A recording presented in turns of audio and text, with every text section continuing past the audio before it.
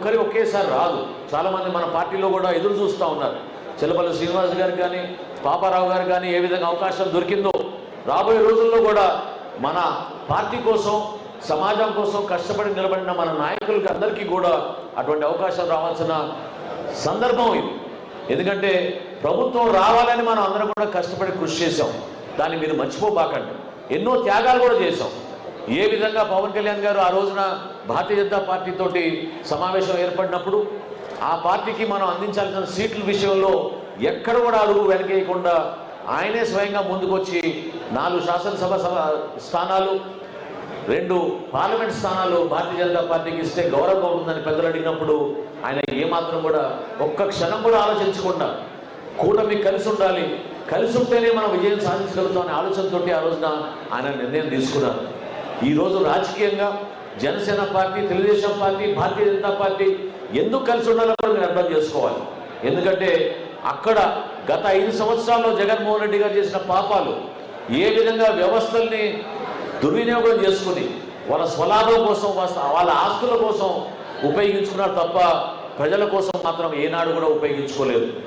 గుంటూరు జిల్లాలో, కృష్ణా జిల్లాలో మనకున్న నాయకత్వం ఎంతో ఆదర్శవంతంగా నిలబడేవాళ్ళు. గతంలో రైతుల కోసం, యువత కోసం, మహిళల కోసం, మన భవిష్యత్తు కోసం మనం అనుకుంటున్నప్పుడు సంకేతం ఇవ్వాల్సిన బాధ్యత మనందరిపైన ఉంది. అనుభవాన్ని డెఫినెట్గా రాబోయే రోజుల్లో శాసన మండలిలో ఆయన మీ అందరి పక్షాన నిలబడి ఆయన సమస్యలకి పరిష్కారం కోసం మీతో పాటు నడుస్తారు. ఎందుకంటే సమస్యలు అనేది సహజంగా ఎవరికైనా వస్తూ ఉంటాయి. యువతకు ఉంది, ఈ రోజున టీచర్స్కి ఉంది, ప్రభుత్వంలో ఉన్న ఉద్యోగస్తులకు ఉంది, ప్రతి ఒక్కరికి సమస్యలు ఉంటాయి. కానీ ఆ సమస్యల్ని మనం ఏ విధంగా ప్రభుత్వంలో ఉన్న ఒక చక్కటి అవకాశాన్ని మనం మీకోసం అంకిత భావంతో పనిచేస్తున్నప్పుడే ఆ సమస్య పరిష్కారం కోసం మేము నిలబడగలుగుతాం. రాజకీయాల్లో వ్యక్తిగత విమర్శలు చేసుకోవాల్సిన అవసరం ఎప్పుడూ లేదు. నేను దయచేసి ఇంకోసారి గతంలో కూడా నేను మాట్లాడాను ఇక్కడ మన సభ్యత్వం నమోదు కార్యక్రమంలో కూడా మన వీర మహిళల పైన గతంలో ఏ విధంగా సోషల్ మీడియాలో పోస్టులు పెట్టి ఇబ్బంది పెట్టారో మీరు చూశారు. అదేవిధంగా మన పార్టీలో ఉన్న నాయకుల్ని ఎంతో మందిని ఇబ్బంది పెట్టి కేసులు పెట్టి పోలీస్ స్టేషన్లోనూ జైలుకి కూడా పంపించిన సందర్భాలు మీరు ఎవరు కూడా మర్చిపోబాకండి. అవకాశం అనేది దొరికింది. ప్రభుత్వంలో మనం ఉన్నాం. కక్ష సాధింపు కాదు, కానీ ఎవరైతే పొరపాట్లు చేశారో, ఎవరైతే కావాలని మన ఇబ్బంది పెట్టారో, ఎవరైతే దౌర్జన్యంగా వ్యవహరించారో వాళ్ళని మాత్రం ఎట్టి పరిస్థితుల్లో వదిలే ప్రసక్తే లేదు. దానికి కొంచెం సమయం పడినా సరే మనం మాత్రం కలిసి ఉండి మనం ఈ సందర్భంగా మంచి సంకేతం పంపించాల్సిన అవసరం 100% ఉంది. శాసన మండలిలో గతంలో జరిగిన ఇబ్బందికరమైన పరిస్థితులు మీరు చూశారు. రాబోయే రోజుల్లో ప్రభుత్వాన్ని మనం చక్కగా నడుపుకోవాలంటే శాసన మండలిలో కూడా మనం ఆ విధంగా మన అభ్యర్థులు గెలిపించుకుని వాళ్ళ ద్వారా శాసన మండలిలో చేయాల్సిన కార్యక్రమాలు ప్రభుత్వం ద్వారా ముందుకు తీసుకెళ్ళాలి. సోదరుడు దుర్గేష్ గారు కానీ నేను కానీ మీ అందరం కూడా ఆలోచించేది ఒకటే. పవన్ కళ్యాణ్ గారు ఈరోజు రాష్ట్రంలో ఉప ముఖ్యమంత్రిగా పంచాయతీరాజ్ శాఖని ఆయన ఎంత సమర్థవంతంగా నిలబడి ప్రజల్లో తీసుకెళ్తున్నారో మీరు చూశారు.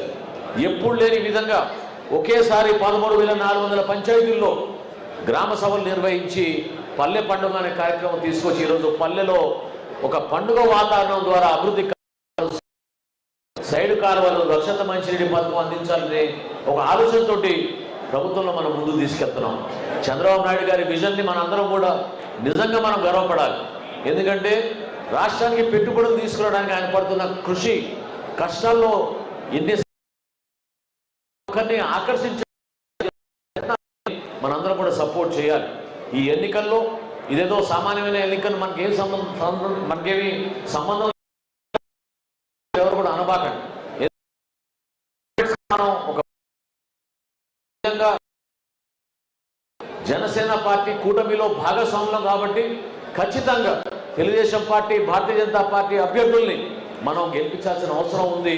ఆ పరిస్థితి వచ్చినప్పుడు నిలబడి సమైక్యంగా మనం ఈ పోరాటాన్ని ఎట్లా ముందుకు తీసుకెళ్తామో మీరే ఎంతో ఆదర్శవంతంగా నిలబడ్డారు. ఈ రోజున ఆంధ్రప్రదేశ్లో ఉన్న పరిస్థితులు మీరు గమనించుకొని దయచేసి శాసన మండలి ఎన్నికల్లో మన అభ్యర్థి ఆలపాటి రాజేంద్ర ప్రసాద్ గారి విజయం కోసం మీరందరూ కూడా గ్రామ స్థాయిలో, వార్డు స్థాయిలో, డివిజన్ స్థాయిలో ఖచ్చితంగా మీరు జాగ్రత్తగా పనిచేయాల్సిన అవసరం ఉంది. ఇంకా మనకి మిగిలింది 8 రోజులే. ఈ 8 రోజులు క్యాంపెయినింగ్లో భాగంగా దయచేసి మీరు ఎవరినైతే ఐడెంటిఫై చేశారో 30 మంది ఓటర్లకి ఒక కమిటీలాగా ఏర్పాటు చేసుకుని అక్కడ సమన్వయకర్తలను ఏర్పాటు చేసుకున్నారు. వాళ్ళతో పాటు మీరు గ్రామ స్థాయిలోనూ వార్డు స్థాయిలోనూ పర్యటించాల్సిన అవసరం ఖచ్చితంగా ఉంది. రాష్ట్ర వ్యాప్తంగా పవన్ కళ్యాణ్ గారు ఇచ్చిన పిలుపు మేరకు మనం మన అభ్యర్థులు ఖచ్చితంగా